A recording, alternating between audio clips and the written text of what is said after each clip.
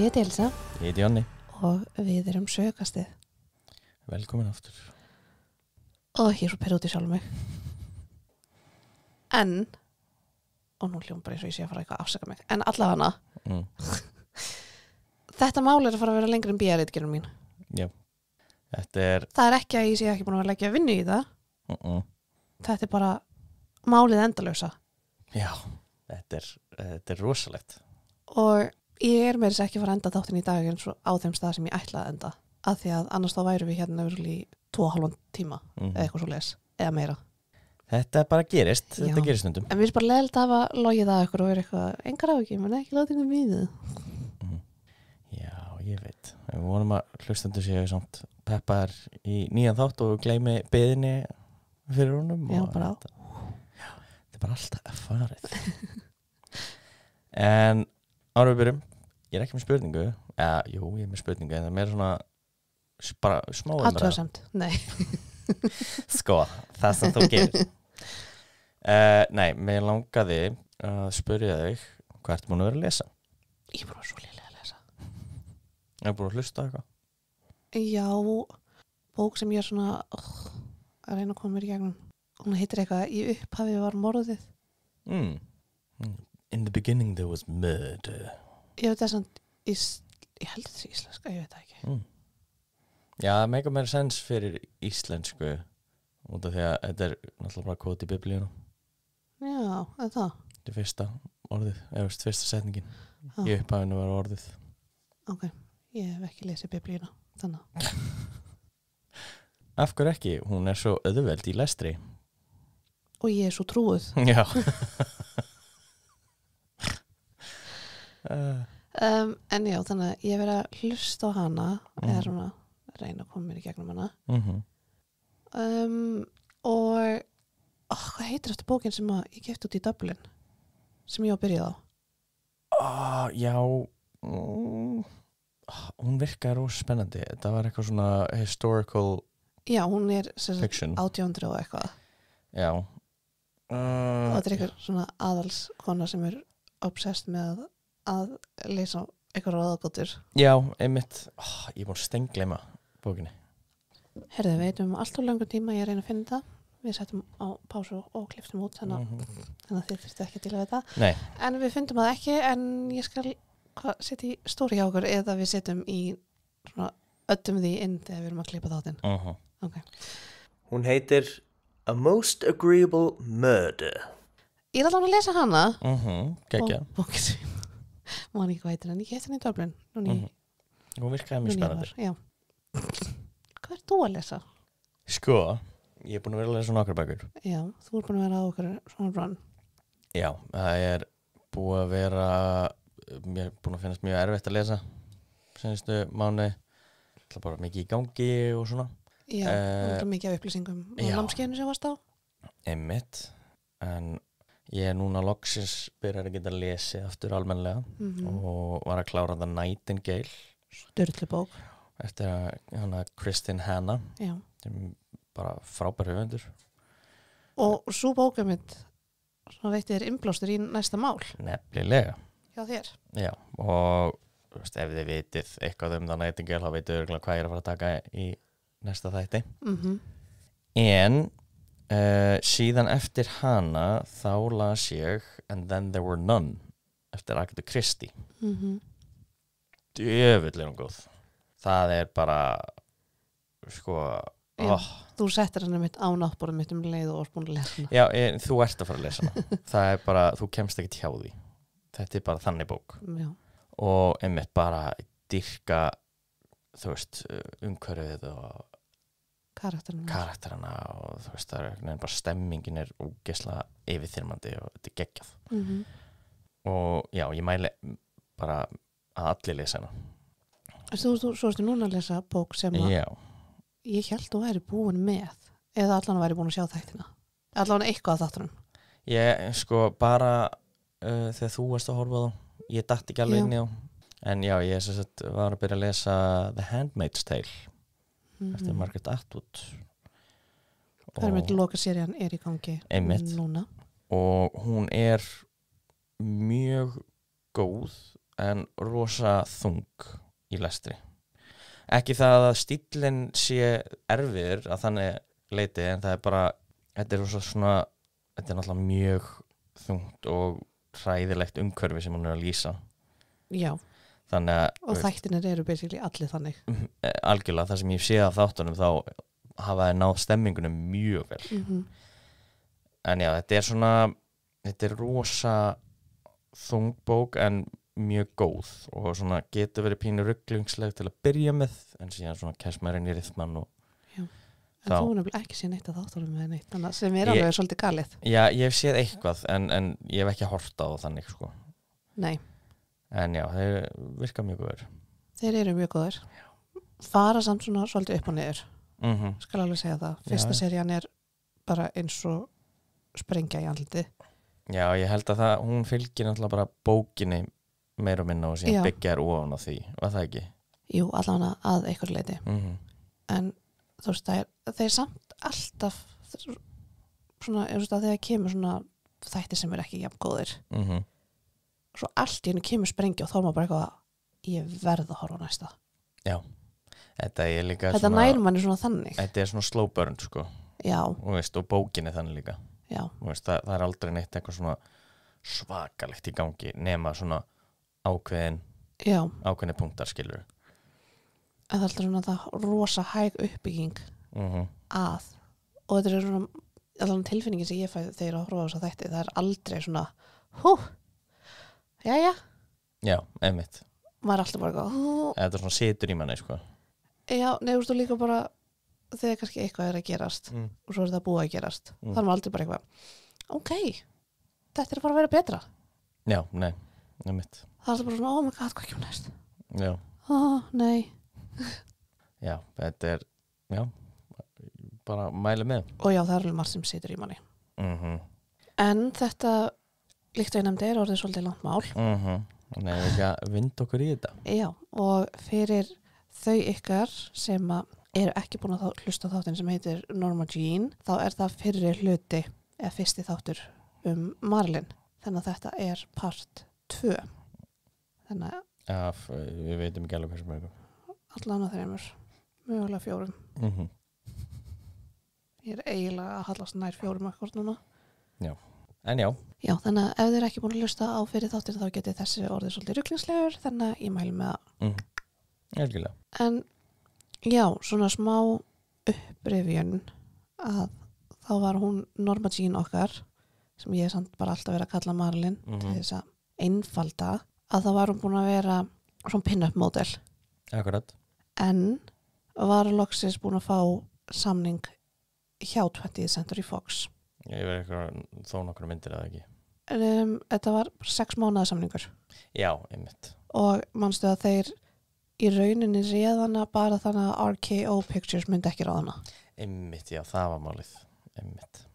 En já, þannig að það var bara svona 6 mánaða standard samningur og við ætlum bara að taka þráðinn beint þaðan. En varðandi RKO Pictures, að þá muniði að mamma hennar vann fyrir það fyrirtæki. Já, einmitt. En ég efast að framkvæmdastjóri 20th Century Fox hafi verið eitthvað ræddur að myndi fá samning þar vegna tengsla. Þetta er náttúrulega bara kona sem að vannar. Ég held að efast það. Já, nei. Þannig að þetta er bara verið eitthvað beturleiki út í samkeppni. En bara fyndið að þeir voru ræddur að hún myndi fá samning við þau. Einmitt. Allavega, samningurinn hennar við 20th Century Fox hefst í ágúst árið 1946 og mánuði seinna er hún loksins skilin við James Dodry. Já, einmitt. En hann var mjög mótfallinn ferlinum hennar. Í rauninni bara sem módel og að hún vildi meira. Já, var hann ekki mjög svona konservativ típa? Jú, bara svona í hernum og... Vildi bara svona eiginkonu í rauninni? Já, hann vildi bara þessa 50s eiginkonu. Einmitt. En já, þannig að hann var ekki að styðja hana, svo ég tel bara frekar gott á hann að losa sig við hann. Vel gett hjá okkar Marilyn. Já. Þar sem hún var núna komið með samning við kvikmyndafyrirtæki var ákveðið að hún þyrfti sviðsnafn. Stage name. Eins og flest allir á þessum tíma, held ég. Já, og fólk gerir enn í dag. Já. Þegar hún var að byrja að módelast þá notaði hún stundum nafnið Jean Norman Já, en ákveði var að það myndi ekki henda. 20th Century Fox stakk það upp á Marlin og ákveði var að nota Monroe sem seinanafn sem var jú eftirnafn móðurinnar. akkurat. Þannig að þá er hún Marlin Monroe. En þrátt fyrir að Sanook, sem var hann að framkvæmdastjórinn, var ekki heillaður af Marlin í byrjun. Þú veist, hann var heillaður en var ekki svona... Já, ég meina, hann var nógu heillaður til þess að hann vildi ekki að hún færi eitthvað annað. Já, en þá var samt samningurinn hennar endurnýjaður þegar þessi 6 mánuðir voru liðnir. Sem er gott merki. Algjörlega. Og það er nefnilega líka smá merkilegt með að hún fekk ekki hlutverk þessa fyrstu 6 mánuði. Já, ok. Hvað var það að gera? Hún var bara að nýta þá í þjálfun. Þess að hún fekk þjálfun í söng, dans og leik og svo var hún mikið bara að hanga á hinum ýmsu settum, bara fylgjast með. Já. Sjá hvernig allt virkaði. Já, bara læra inn á allt. Já, og ég lasi mér líka að það var þarna þá í þessari þjálfun hjá 20th Century Fox þar sem að hún fekk tips hvernig ætti að í rauninni syngja og tala í bíómyndum. Já, manna reymurinn og þetta. Nei, í rauninni bara því að hún manstu þjálfaði með sér stam Já, auðvitað. þegar hún var yngri. Einmitt. Þannig að ég ætla hann að lasa hvort sem þetta sé satt en þá var henni ráðlegt að tala frekar hægt og svona eins og hún væri house eða svona horse og það er bara hvernig hún talar. Nefnilega, sko. Hún nefnir talar alltaf svona pínu svona hægt og yfirvega svona. Oh, really? Já. Svona, Það þú veist eins og bara happy birthday. Já, einmitt. En hún nota þetta bæði í söng og leik. Já. Svona þessa rödd. Akkurat. Og meina, maður heyrir ekki að hún hafi verið með stam. Alls ekki. Hún fekk 2 hlutverk hjá 20th Century Fox í myndum sem heita Dangerous Years og Skúra hú, skúra hei. Hvað sagði? Skúra hú, skúra hei. Skúra hú, skúra hei. Já. En einnig var hún sendi í leiklistaskólan sem að hét Actors Laboratory Theatre. En þar nefnilega lærði hún fullt. Já. Þú veist, það bara bætti við. Því hún var mjög metnaðfull í að verða betri og læra. Já, já, algjörlega. En það setti samt smá pásu á ferilninnar. Það sem kennarunum fannst hún enn vera svolítið feimin og óörugg. Of óörugg til þess að geta orðið leikona. Já.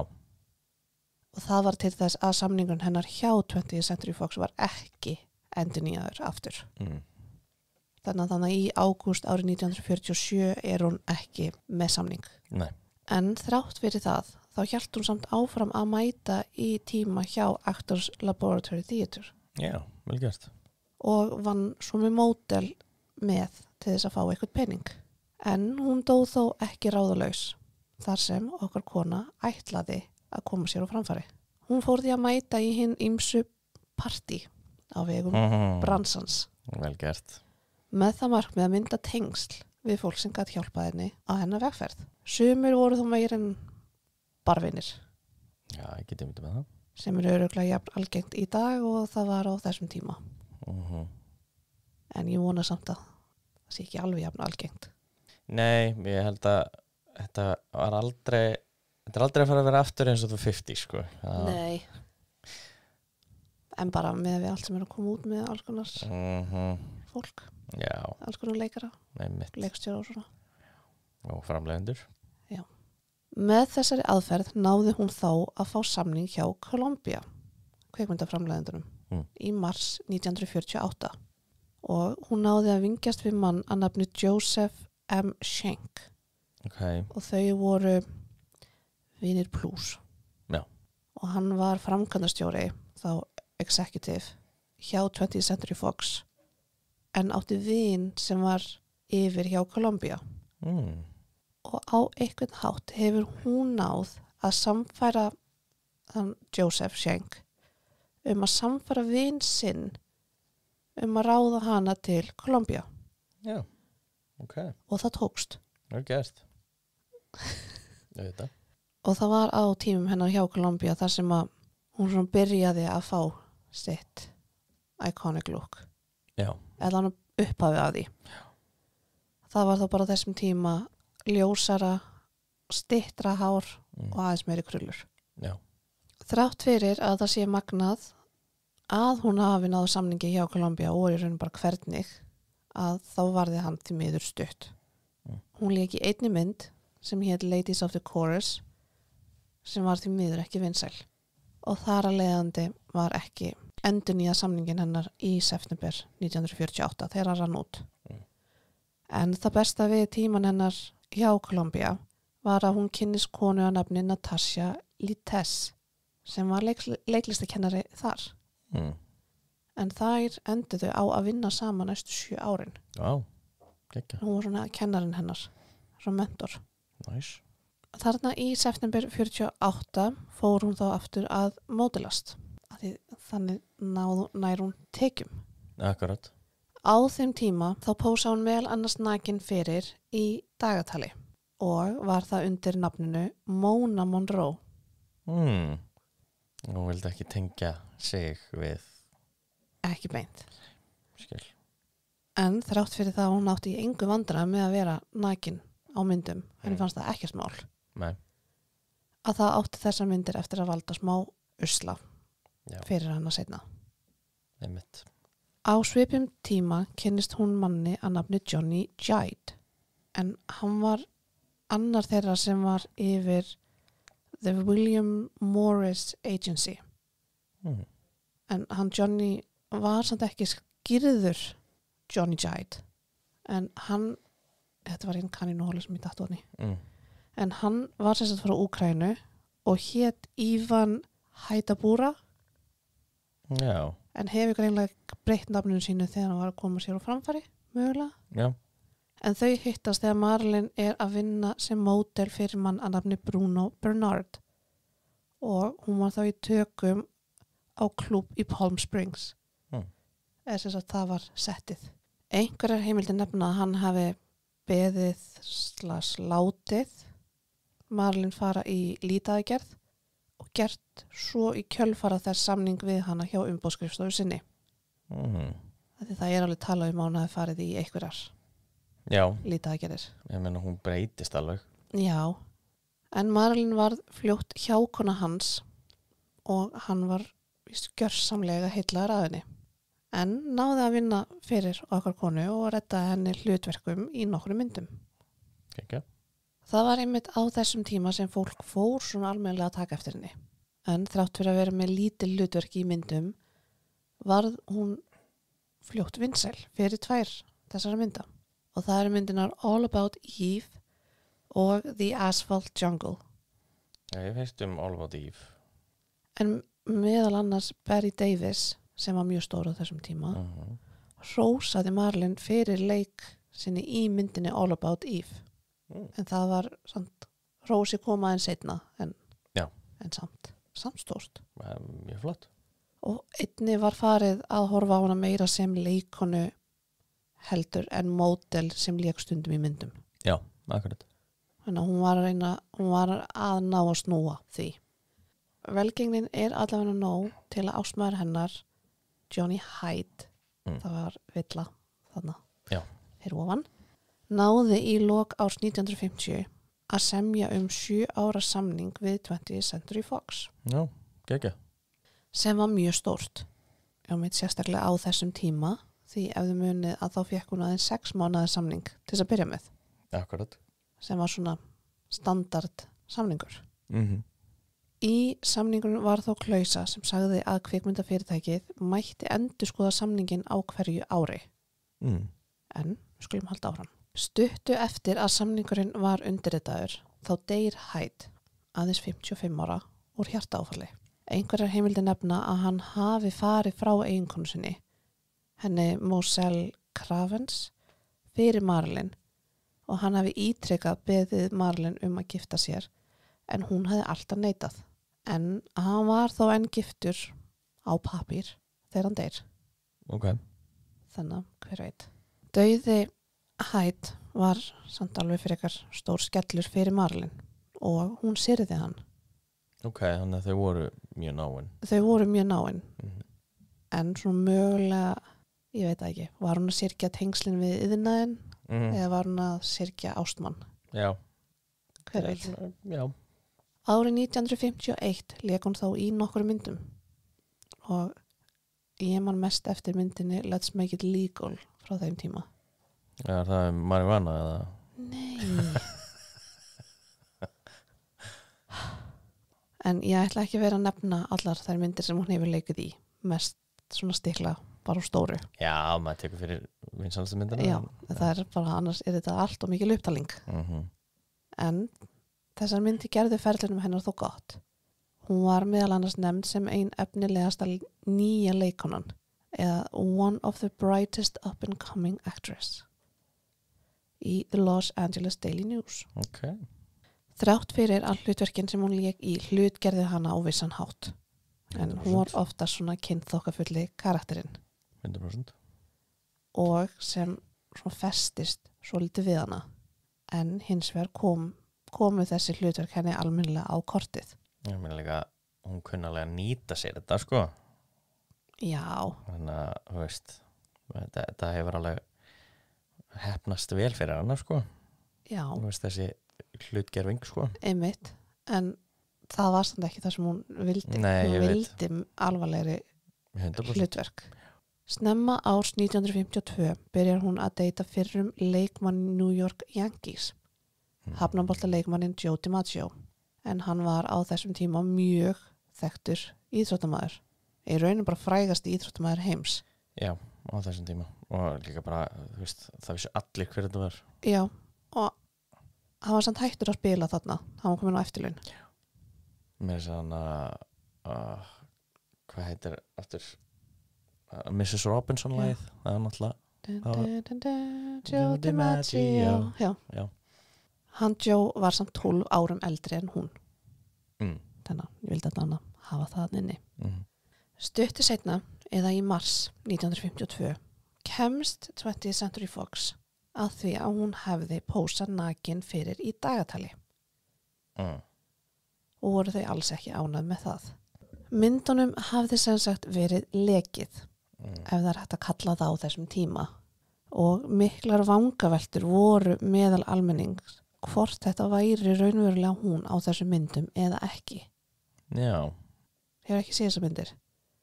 Ég hef séð eina mynd held ég, en ég hef ekki séð þar. Nei, hún er nefnilega svona, oft svona smá svona með hendina fyrir hálfu andlitinu eða Já, ég skil.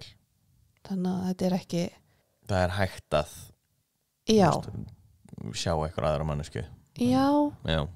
Marilyn ákvað þá í samvinnu með stúdíónu samt að játa eða í raun viðurkenna að jú, þetta sé vissulega hún á þessum myndum. Hún ákvað þó að bæta við að hún hefði verið fátæk á þessum tíma og að vinna. Þrátt fyrir að hafa tekið svona riski move sérstaklega á þessum tíma, þá endaði þessi skandal á að vera henni í hag. Nú. En með því að viðurkenna myndirnar og að nefna að hún hefði tekið vinnuna því hún var fátæk, þá fekk hún almenning með sér í lið. Og í kjölfarið varð hún og myndirnar sem hún hafði leikið í enn vinsælli en áður. Ok, það er ekki það. Þannig að fólk náður svona að tengja við hana.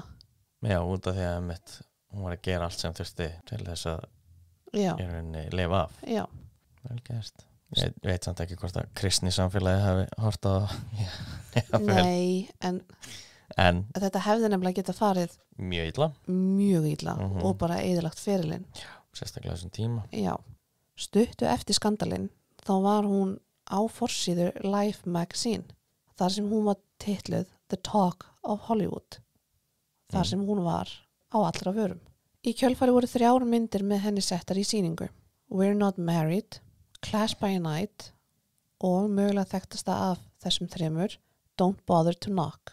Mitt fyndi við allar þessi myndir. Það eru svona pínu, ok, við erum að tala líka fyrir þennan tíma. Já. En það eru svona pínu kynferðslegar alltaf. Já. Veistu hvað við? Það er alltaf þessi litli svona element. Já. Þú veist, þú veist bara í titlinum, skilur. Einmitt. þá alltaf þetta einhvern veginn svona sem hangir hjá henni. Já, þrátt fyrir að hlutverkin hennar voru að breytast. Hún var svona taki aðeins stærri hlutverk og átti allan að þarna þar sem henni fannst aðeins alvarlegri hlutverk. En þá sérstaklega í Class by Night og Don't Bother to Knock að þá svona sérstaklega eftir að nektarmyndina litu dagsins í ljós, ef svo má segja, var hún í raun einungis þekkt sem kyntákn eða sex icon. Já. Það svona loði alltaf við nafnið hennar. Árið 192 skrifa ég. Förum í uppruna fjölskyldunar.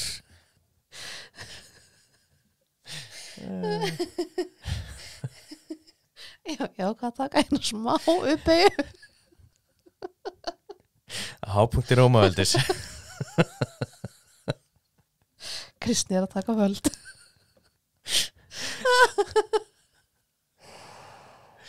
Hátsettur ræðumaður í konsulinu að nafninu Maralínus Monroes.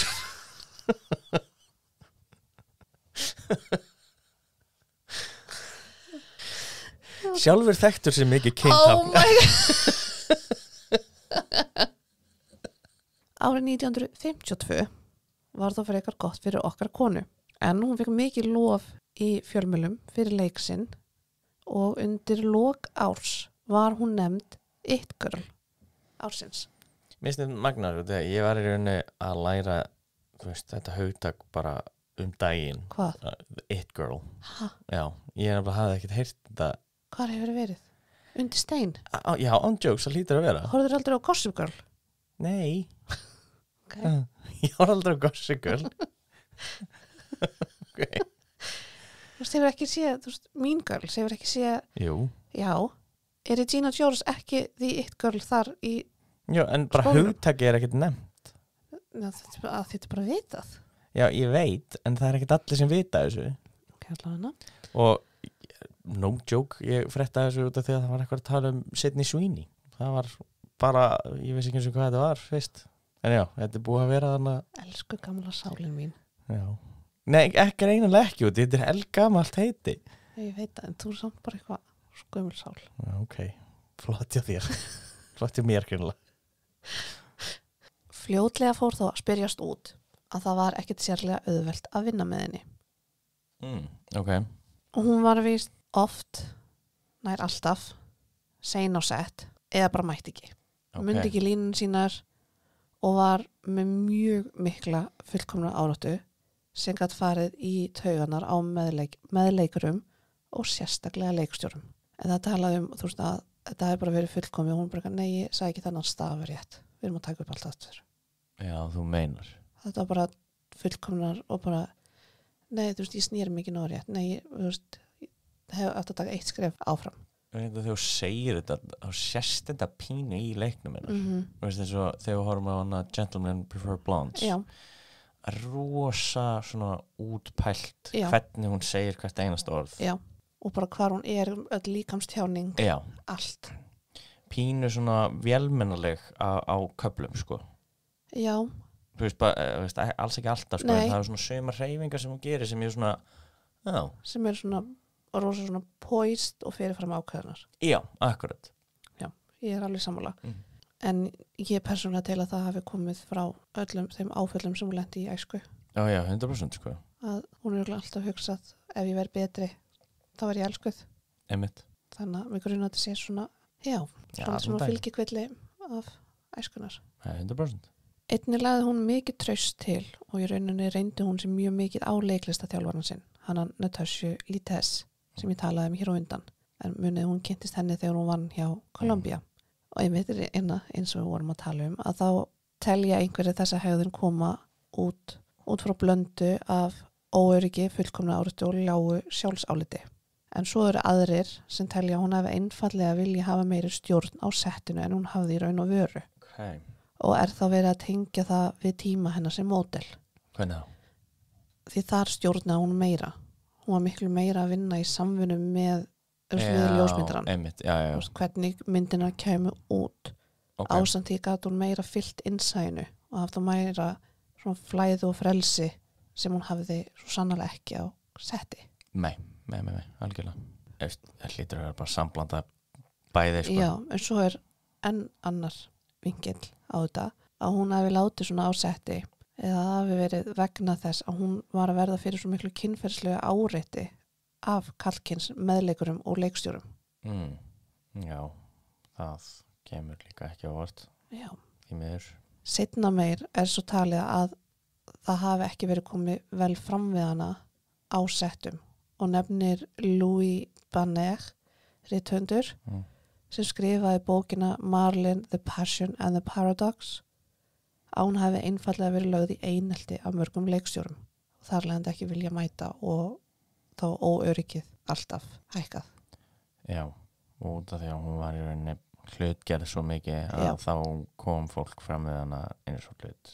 Já. Og veist að þeir leti eins og þau gætu gert hvað sem er. Skil.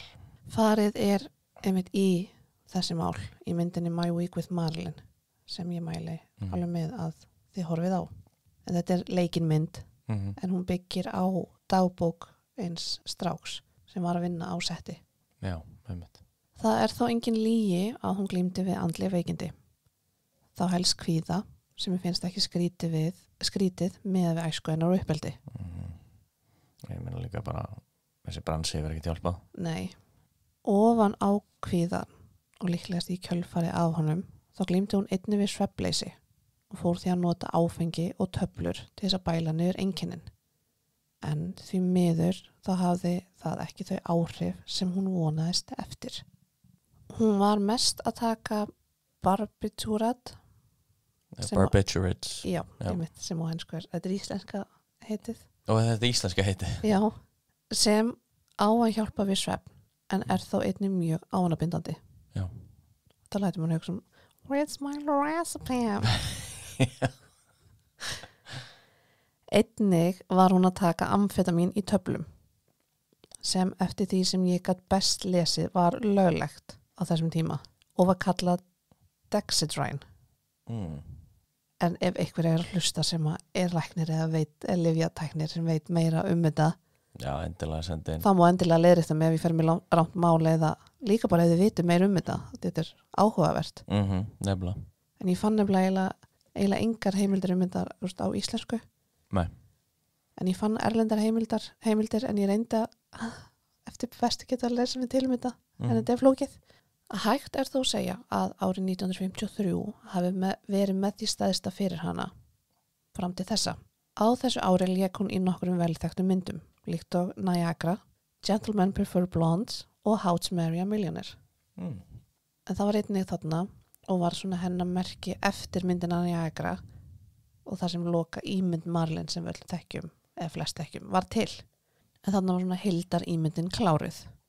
Rauður varlitur, dökkar augabrúnir, platinum ljóst hár og fegurðarbletturinn. Já. Málan, já. Jú, einmitt. Kvikmyndin Niagara var svona kynþokkafyllsta myndin hennar til þessa. Olli smá usla. Hún er á tímum frekar fáklædd í myndinni og mikið verið að einblína á líkama hennar. Og það er einmitt á þessum tíma lengsta svona one take eitthvað tegund af atriði. Það sem hún er bara að labba í burtu. Já, mér skil. Það er bara hún að labba og upptöku menninir og allir voru bara svo heillar af henni að labba, þið gátt ekki stoppað og það var ákveðið að hafa allt atriði í myndinni. Ég skil. Þetta er rosa sérstakt, það er bara svona eins og sérstakur svona strandleikja, hún er að labba út úr einhverju húsi. Ég held að sé einhver einn bíll og svo er bara hún að labba beint áfram. Vá. Og það er hóst aftan á hana. Skil. En þessi svona innblýning á líkama og svona, hún var svolítið svona kynþokkafull þessi mynd, gerði bæði hana og myndina vinsæla. En á sama tíma voru gagnrýnendur ekki alveg sammála hvað þeim fannst myndina. Já. Tímaritið Variety kallaði myndina cliché og sjúklega og ekki á góðan hátt. Já. Aðri töluðu að þrátt fyrir að Marlene væri ekki besta leikonan í bransanum á það hefði hún þann hæfileika að fólk heitlaðist af henni. Þrátt fyrir að hún væri bara labbandi sem er vitnun í atriði. Einmitt. Seinni myndin sem ég nefndi Gentlemen Prefer Blondes frábær mynd Æði, mjög skemmtileg sem við horfðum á fyrir ekki svo löngu. Í henni haldið áfram með þetta svona dumb blond plus kynþokki vibe. Já, en mér langar samt að bæta að hún mun klárari heldur en hún þykist vera í myndinni. Ég veit það. Sem mjög svona skemmtilegt touch. Já, í þeirri mynd leikur hún einmitt með Jane Russell sem var einmitt mjög frægleikuna líka á þessum tíma. Og þessi mynd bara heldur sér. Já, hún ennþá mjög skemmtileg. Já, en ég mæli endri með að þið öll horfið á hana. Hún líka musical fyrir alla musical aðdándur. Já, það mynd hann að oh my god, ég kann þetta utan að af hverju þetta stólu úr mér? Diamonds are her girl's Já. best friend. Já. A kiss on the hand may be quite continental, but diamonds are a girl's best friend. Diddle. Engar ákveð, ég skal ekki gera ykkur það að syngja meira. Því eins og Jonni hefur nefnt að þá ég ekki fölsk, ég bara syng illa. Þetta var yndislegt komment þegar við vorum svona tiltölu nýbyrju saman og ég var að ösku syngja eitthvað heima. Og hann gerir eitthvað svip og ég spyr hvað og bara, nei, ekkert. Svo allt í einu. Það er ekki þá sért fölsk, þú bara syngur ekki vel. Ástkæri unnustu minn, allir saman og þetta hljóma eins og ég var að lesa fréttinnar.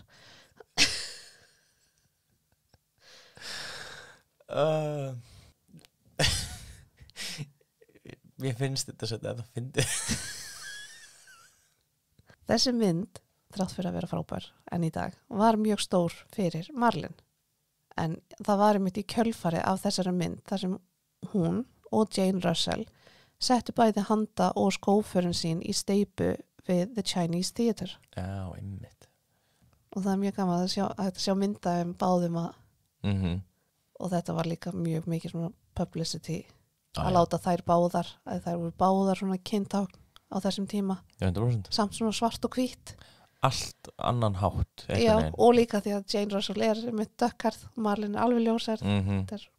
Og já, þetta var nefnilega gert stutt áður en myndin kom út til þess að auglýsa hana. En það enn í dag hægt að fara og kíkja á förun þeirra. Eitt sem ég verða að nefna.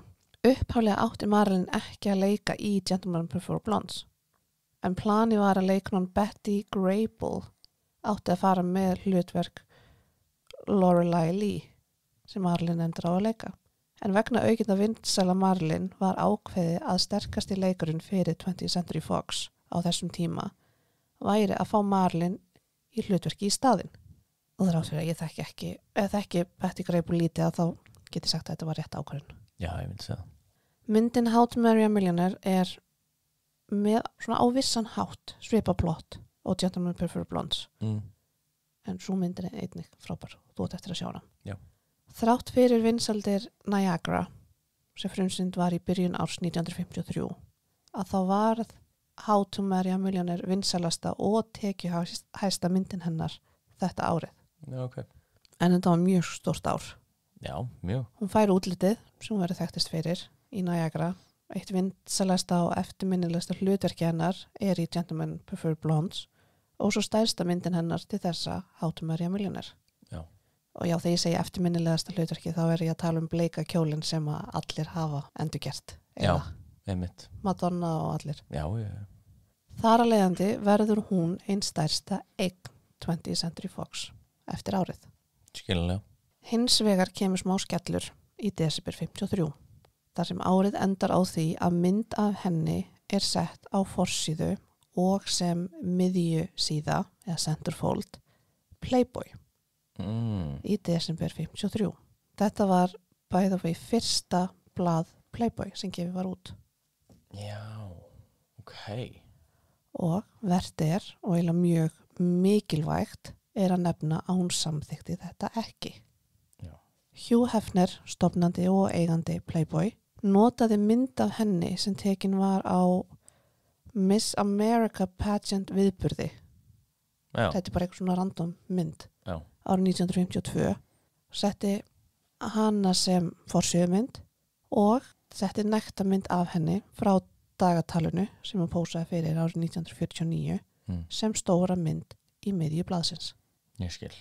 En Hefner virðist hafa haft eitthvað obsession á hana, en við förum betur í það seinna. En verður einnig að nefna að þau hittust aldrei. Nei, það er magna.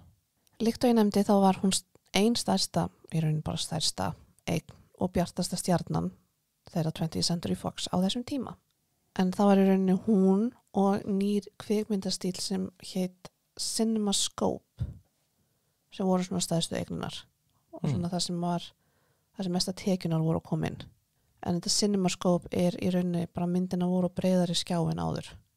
Já, svona 16:9 hlutvöld og eitthvað. Ég veit það ekki. Já. En þetta var allavega í einhver ár og hætti og svo tók eitthvað annað við. En þetta var algjör nýjung á þessum tíma. Ok. Vinsældin hennar og CinemaScope, þannig að mikla tekjur að koma inn í félagið, endurspeglaðist þó því miður ekki í laununum hennar. En þarna í byrjun árs 1954 var hún enn á sömu kjörum og þegar hún skrifaði undir 7 ára samningin við Fox árið 1950. Það er fárlegt. Og þetta er sérstaklega ósanngjarnt þar sem aðrar leikonur voru að fá mun meira borgað en hún. Einnig hafiði hún lítið sem ekkert að segja þau hlutverk sem hún tók að sér. Hún var bara skikkuð í hlutverk. Já, út af því að hún skrifaði undir samning hjá framleiðslufyrirtæki í rauninni. Já. Þannig að þau gátu í rauninni en sem var bara sem allir gerðu á þessum tíma. Já, algjörlega. Það voru framleiðslufyrirtækin sem að stjórnuðu. Algjörlega. Þetta er ekki eins og þetta Nei. er í dag. Marlene vildi nefnilega leika í rauninni bara leika alvarlegri hlutverk og einnig vildi hún bara fjölbreyttari hlutverk sem myndi sýna hana ekki bara sem svona heimska ljósku og að aðalfókusin væri ekki einungis og líkamann hennar. Í hver skipti sem hún reyndi að fá öðru sér hlutverk var það skotið niður af 20th Century Fox og var það skoðun yfir framkvæmdastjórans Darryl F. Zanuck að stúdíó myndi ekki græða jafn mikið á henni í alvarlegri hlutverkum. Ég skil. Í janúar 1954 átti Marlene að hefja tökur á The Girl in Pink Tights sem byggð var á samnefndum Broadway söngleik. Marlene ósátt með stúdíóið og að vera sett á enn aðra létta mynd með söng og dans og ýmsu og þar sem að hún átti pottið að leika clueless karakter og áhersla lögð og líkamann hennar ákvað hún að mæta bara ekki í tökur. Okay. Það leiddi þó til þess að samningnum hennar við 20th Century Fox var rift og hún að þarlegandi rekin og einnig var bara ákveða að hætta við gerð myndarinnar. Þannig að þessi mynd hefur aldrei verið gerð. Nei, ok. Að sjálfsögur rataði máli beint í fjölmiðla og hún kom ekkert sérlega vel út úr umfjölluninni. Nei, þetta. Okkar kona deyr því ekki ráðalaus og til þess að slökkva í neikvæða umræðunni, eða lítur allan þannig út, því held með að við hversu klár hún var að tímasetningin sé alls ekki tilviljun, að þá ákveður hún og Joe DiMaggio, sem hún hafi verið með í 2 ár, að gifta sig þann 14. janúar árið 1954 með lítilli og krúttlegri athöfn sem haldin var í ráðhúsinu í San Francisco. Ég skil. Þannig að hún er að fá smá góðvilja. Já. Það er eins og ég segi, ég hef efast að það hafi verið tilviljun. Já, mjög ólíklega. Þau fara svo í brúðkaupsferð til Tókjó, Japan. Wow. Upphaflega var þetta vinnuferð hjá honum en þau ákveða að slá 2 flugur í einu höggi. Og mér finnst þetta að vera brilljant hjá henni. Er rekin frá Fox en samt er hún bara að gera sitt. Halda sér í sviðsljósinu og lætur eins og ástandum með stúdíu hafi engin áhrif á hana. Það er mjög vel gert. Þetta er svona their loss attitude. Já. Í brúðkaupsferðinni kemur þó upp fyrsta alvöru rifrildið þeirra, hjóna, og hægt í rauninni að kalla svona fyrsta sprungan í hjónabandinu. En meðan þau voru í Tókjó, Joe var að vinna í ferðinni, var Marlene boðið að fljúga til Kóreu til þess að koma fram fyrir bandarískum hermunum sem voru staðsettir þar. Já, svona USO tour. Já, þau voru stationed. Já. DiMaggio varð eftir í Tókjó að vinna. Ég skil. Hún fór þannig einmitt til Kóreu og var hérna bara að syngja og koma fram og spjalla við hermunina. Kóreustríð í gangi. Já, hann eiginmaður hennar var alls ekki ánæður. Á endanum sættist hún og 20th Century Fox og í mars sama ár fékk hún nýjan samning. Sem betri. Já, $100,000 bónus og aðalhlutverkið í myndinni The 7-Year Itch. Já, sem uppáhaldsmyndin þín með henni, það ekki? Jú, allavega ein af. Já. Aftur á móti þá þurfti hún að leika í einni söngleikjamynd og var það í rauninni svona til þess að friða stúdíóið fyrir dramaðið með The Girl in Pink Tights. En þau kröfðust þess að hún myndi leika í myndinni til þess að samningurinn myndi fara í gegn. Já. Sem hún á gerði. Myndin sem umræðir heitir There's No Business Like Show Business. Frábær mynd. Hún Marlene var alls ekki sátt með að leika í henni en gerði það samt. Það hefur þá örugglega hlakkað smá í henni eftir á þar sem myndinni gekk ekki sérlega vel í sýningu og var ekki vinsæl þegar hún kom út. Nei. Aftur að The 7-Year Itch þó.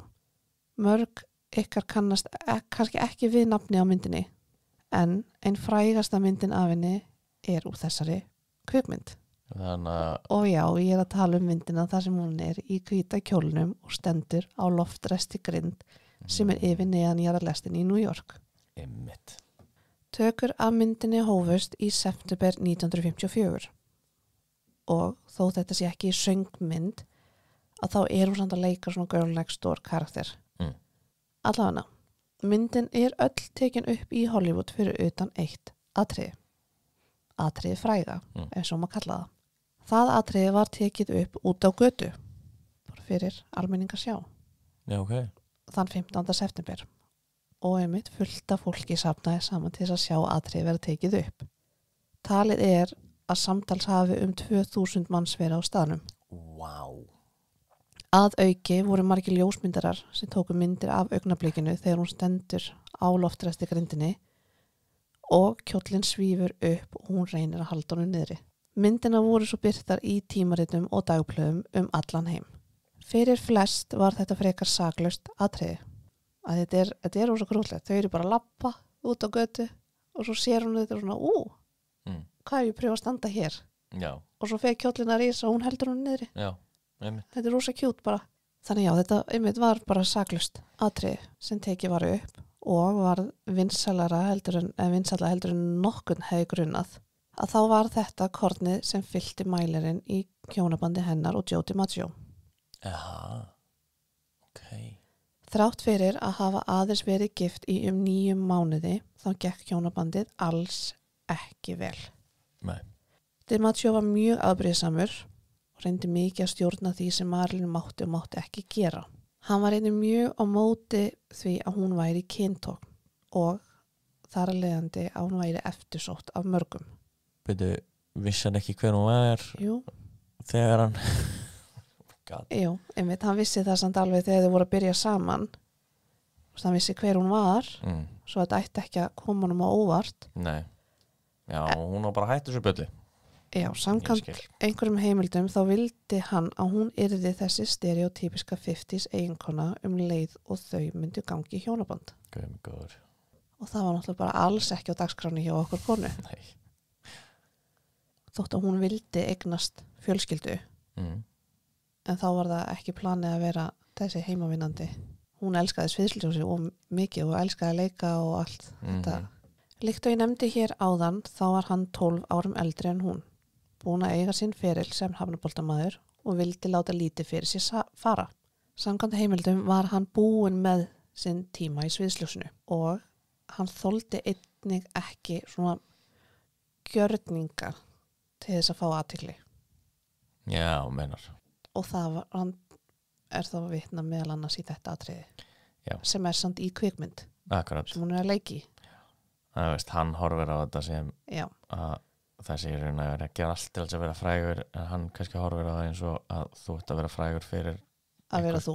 Já, þú veist þess að hann var frægur fyrir að vera hafnabeltastjörna. Já, einmitt, skilur.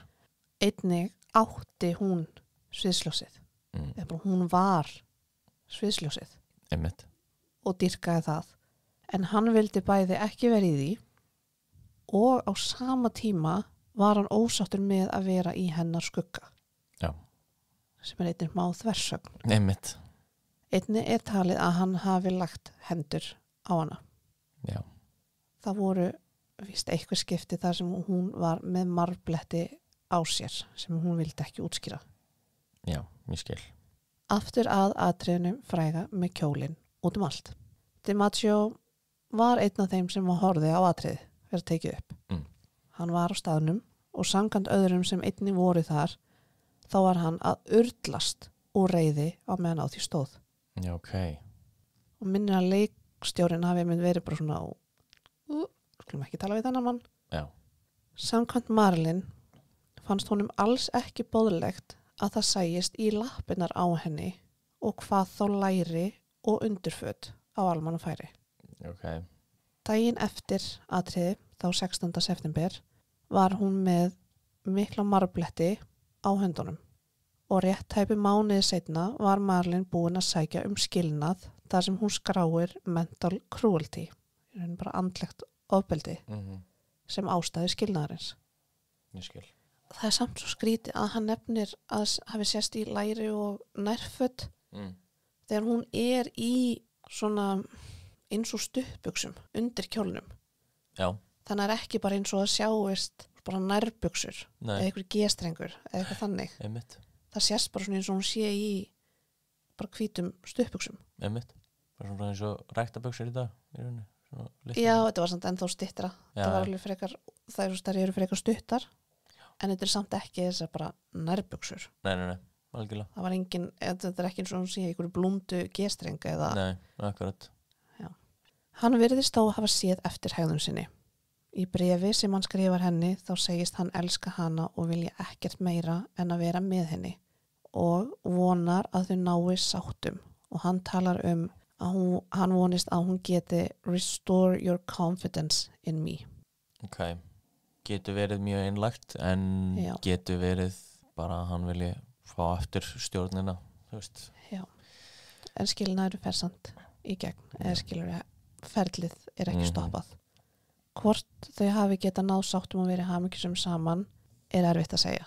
Já, veist, annarkvort þeirra þyrft að breytast og mér finnst mjög ólíklegt að það hefði gerst nokkuð tíma.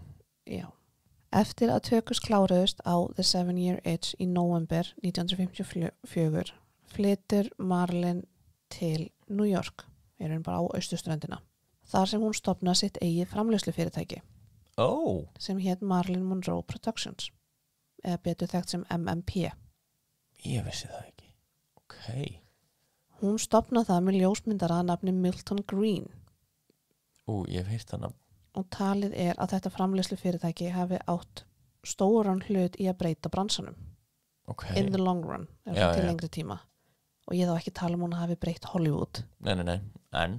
Heldur með því að sýna að hver sem getur í raun og veru stofna sitt eigið framleiðslufyrirtæki og gert kvikmyndir án þess að þurfa að fara í gegnum stóru stúdíóin eins og venjan var. Ok. Og bara eins og í dag. Já, akkurat. Eins lengi úr með fjármagni þá getur við orðið framleiðslufyrirtæki. Já, en þetta var algjör nýjung á þessum tíma í rauninni. Já, algjörlega. Helsta ástæðan fyrir stofnun MMP var svo að hún Marilyn riftir samningnum sínum við 20th Century Fox á þeim grundvelli að þau hefðu ekki staðið við sinn hluta samningsins. Með það gefinni alvarleg hlutverk. Já. Meðal annars. Já, ég skil ok. Hún gerði sitt. Lék í There's No Business Like Show Business, líkt og þau báðu og The 7-Year Itch, sem reyndar endur á að vera gífurlega vinsæl. Mögulega því að myndirnar hann kom í birtingu áður en allavega. Og þetta verður stærsta myndin hennar. Já. Hinga til. Það er ein nefnilega sem þú ert ekki búin að nefna eða ég er að býja eftir hún komi. Þannig, hún stóð við sitt en ekki þau. Þar sem hún fekk til dæmis ekki bónusinn upp á $100,000 líkt og henni var lofað. What? Það er fokkin bull. Langt og strangt málaferli milli hennar og Fox hefst svo í janúar árið 1955 en þau ná samt sáttum undir lok árs. Ok. Hún semur þá við 20th Century Fox og skrifar undir 7 ára samning. Þetta er svo fyndið alltaf þessi 7 ára samningar. Einmitt. Alltaf til 7 ára. Einmitt, þetta er svo langur Já. tími líka. Hún skrifar undir samningin gegn því að hún fái greitt $100,000 per mynd og var byrjað á að staðfesta 4 myndir. Þrátt fyrir að handritið og slíkt var ekki komið. Nei. Það er bara 4 myndir, þú leikur í 4 myndum $100,000 fyrir hverja mynd. Já. Það sem hefur þó átt stóran hlut í því hvers vegna hún ákvað að taka sénsinn og semja við þau enn og aftur er að þeir lofuðu að hún mætti velja verkefnin sem hún tók að sér ásamt því að hún mætti velja þá sem myndi leikstýra verkunum og taka þau upp. Þannig hún fékk að ráða leikstjóra og upptökumenn. Wow.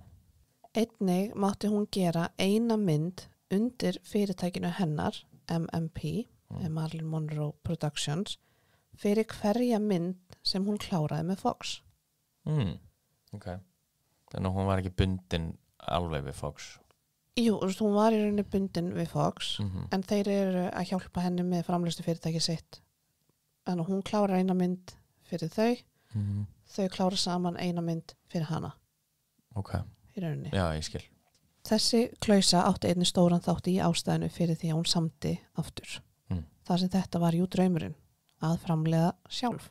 En á þessum tíma var MMP ekki með nóg fjármagn til þess að fjármagna heila kvikmynd á eins spýtum. Á meðan hún er þó í New York var hún að sækja leiklistatíma hjá The Actors Studio. En þar var þar lagði hún mesta áherslu á method acting. Og ég vonast þess að þú getur samt mér eiginlega meira um það. Þú ert meirinni. Já, þekkir þetta ekki? Jú, ég þekki þetta en ekki alveg. Sko, þetta er það að leikarinn fer ekki úr karakter á meðan það er verið að taka upp. Já, auðvitað. Svo eins og Heath Ledger í Batman. Nei, sko, það er nefnilega mýta. Hann var ekki method acting. Okay. En það var látið, það leit þannig út. Já. En það eru heimildir á settinu þar sem að leið verið búin að taka upp sérst eitthvað og þá er hann bara eitthvað að fókast skilur. Já, ok. Og hann sést á hjólabretti á setti og eitthvað sem jókarinn hefði aldrei gert skilur. Nei. En dæmi þetta það er talandi jókarinn þá er Jared Leto var þannig. Já. Og tók það mjög langt þar sem hann var að senda fólki ógeð sem gjafir. Dauð dýr og jú, þetta er ekki djók sko. Og hitt frægadæmi er Daniel Day-Lewis sem leiki Lincoln meðal annars og There Will Be Blood og svona. Ok, en einnig þurfti hún að sækja svona einhvers konar sálfræðitíma eða svona sálfræði meðferð eða einhvers konar meðferð, svona andlega meðferð vegna þess að það var talið að það væri einnig mikilvægt að leikarinn gæti í rauninu sótt í eigin tilfinningar og reynslu til þess að geta verið betri leikari. Já, meikar svo sem alveg hins. En já, þá bara svona smá minnst á þetta. Þrátt fyrir að vera skilnaðurinn er ennþá í ferli, þá er talið að eitthvað hafi enn verið á milli hennar og Joe DiMaggio. En ekkit alvarlegt. Nei. Á sama tíma var hún einnig að hitta Marlon Brando. Aha. Sem var mjög stór á þessum tíma. Akkurat. Mjög frægur leikari. Var ekki Streetcar Named Desire á þessum tíma og svona? Jú. Og þau voru vist í einhvers konar sambandi innan gæsalappa alveg þar til hún deyr. Jaha. Það var svona eitthvað. Ok. Eða allan að var náttúrulega eitthvað sem við ættum að taka fyrir líka mjög áhugaverður leikari. Já.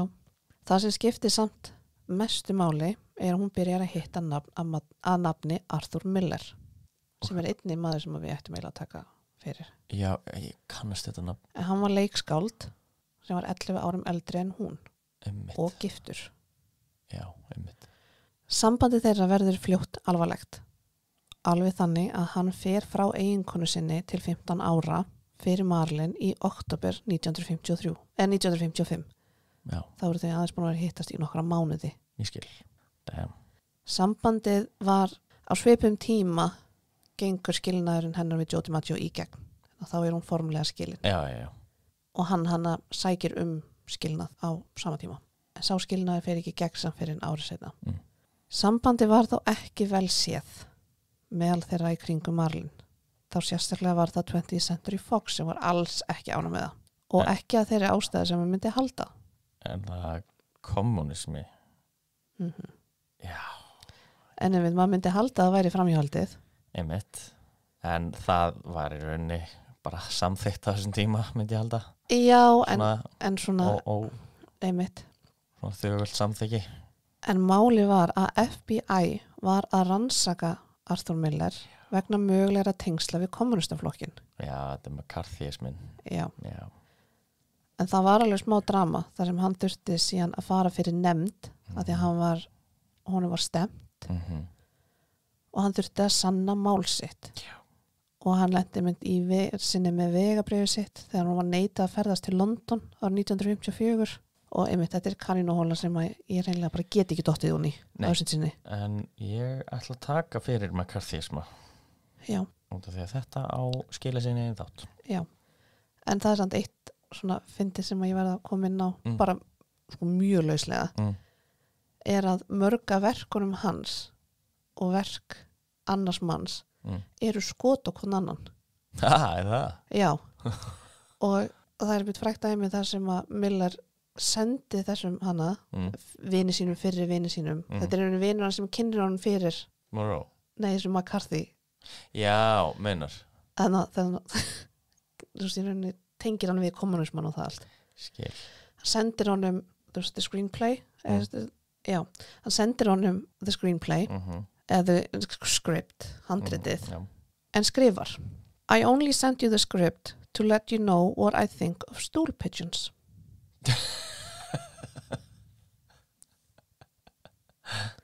Þannig að það er eitthvað svona inside joke.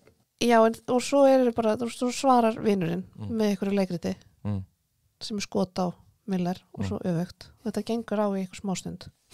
Kekja. Allavega, það er þó fyrir seinna. Já. Samband þeirra leiddi þó til þess að FBI fór einnig að hafa auga með Marlin. Aha. Já, þetta kom nefnilega alls ekki vel út fyrir hana. Nei. Fjölmiðlar voru ekki sátti með hana. Nei. Fox var ekki sátt með hana. Þú veist, FBI, þetta skadaði ímynd hennar alveg að miklu leyti. Já. Það var svo í febrúar árið 1956 nána tiltekið þann 23. febrúar daginn eftir afmæli mitt. Akkurat. Sem Marlin segi skilið við Norma Jean og breytir nafninu sínu formlega í Marilyn Monroe. Okay. Strax í mars 1956 hófust upptökur á myndinni The Bus Stop sem er fyrsta myndin hennar á nýja samningnum við Fox. Hún valdi leikstjóra, stjórnaði búningum og make-upi og einnig tók hún einhverjar ákvarðanir varðandi leikstjórn og upptöku.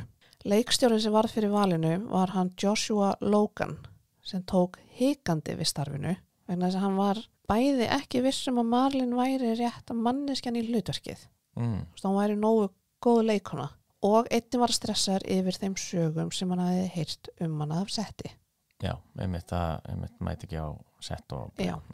Hins vegar gekk þetta samstarf þeirra mjög vel en hann víst nefndi að hann hafði þurft að venjast í hvernig hún vinnur. Já, ég skil. Svona aðlaga sér að henni. Já. Og þegar það var komið þá náðu þau sjúklega vel saman. Ok, kekka. Og seinna meir líkir hann henni við Charlie Chaplin. Aha. Að því að nefnir að hún sé raunin bara svona kvenkins Charlie Chaplin á þann hátt að geta saminað alvarleika og komedi rosa vel. Já, ok, já, ég skil það. En sem er mjög stórt hrós. Mjög. Líkt og ég nefndi hérna áðan, þá gekk allt frekar hratt í sambandinu hennar við Arthur Miller. Í júní sama ár tók hún upp gyðingatrú. Jáhá. Okay. Hann er gyðingur. Já. Eða gyðingskum ættum. Pappans var gyðingur og frá það sem er núna Póllandinu var Austurríki Ungverjaland. Já. Sem var til þess að myndirnar hennar voru bannaðar í einhverjum löndum. Aha. Já. What? En þetta gerði hún fyrir ástina. Í kjölfarið gifti parið sig þann 29. júní árið 1926. Hún meinar 56. Tvisvar. Fyrst var það stutt athöfn fyrir dómstólum okay. sem svona eins og gifta sig hjá sýslumanni Mhm. áður en þau giftu sig svo að gyðinga sið heima hjá kunningja Arthur. Já, ok. En talað að hinn athöfnin hafi bara tekið einhverja 4 mínútur. Bara inn, út. Já, ok. Ég ætla samt að stoppa þá 2 hér og í næsta þætti förum við yfir síðustu ár okkar konu. Já. Og mögulega dauða hennar og hinnar ýmsu pælingar sem var sprottið upp. Já. Já, mitt ár 1926. Ég mun örgulega koma með minn þátt fyrst sem þetta er að milli. Já, og því ég að fara í ansi langa vinnuferð núna, já, þar sem ég að fara í 5 daga til Florida. Nærði ekki að skrifa mikið? Nei, þar sem besta vinkonum mín að koma með. Þannig að, já, ég mun sænsagt vera með næsta þátt. Hvenær svo sem hann verður, og því ég það líka að vera í vinnuferð. Já, því er samt bara venjulegt stopp. Já, en já, það kemur örgulega út bara eins fljótt og hægt er. Já. En ég vona samt að þið hafi notið þessa þátt. Það er mjög áhugaverður. Og ég meint, ef að þið vitið meira Marlene, ég veit að það er eitthvað sem ég er ekki að taka fyrir. Það er ekki hægt. Það er ekki hægt að taka hvert einasta. Nei. En þetta er líka rosalega ævi. Nefnilega, ég væri til í að taka líka bara dag fyrir dag. Já, en það bara er ekki hægt. Þannig já, við vonum að þið hafið náð að klára þáttinn með okkur. Vonum að þið hafið notið þess að hlusta og þá bara þangað til næst. Já.